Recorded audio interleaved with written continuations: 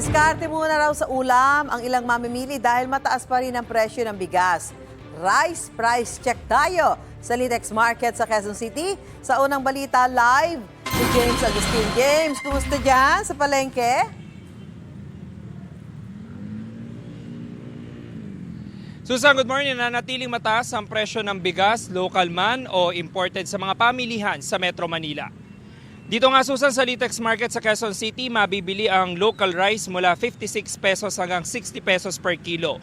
Ang imported rice naman, naglalaro ang presyo sa 58 pesos hanggang 60 pesos per kilo.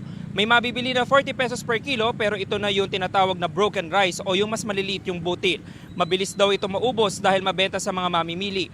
Ay sa nagtitinda, simula pa noong Enero ay tuloy-tuloy na ang pagtaas ng presyo ng bigas. Pahirapan daw kasi ang supply, local man o imported rice. Sa Marso, target ng Department of Agriculture na palawigin ang benting bigas meron na program.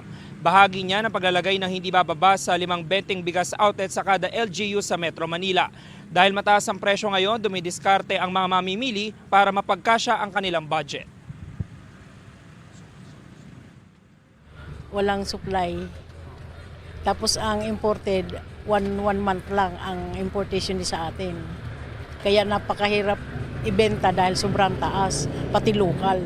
Wala rin ani pa. Ngayong Marso pa lang daw ang ani. Kaya hirap kami. Diskarte na lang sa ulam.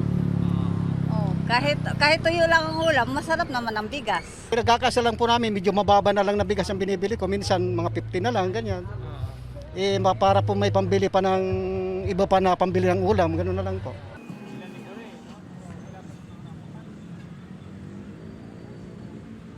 Samantala, Susan, umaasa naman yung mga nagtitinda na bababa at yung presyo ng bigas sa pagsisimula po ng anihan sa susunod na buwan.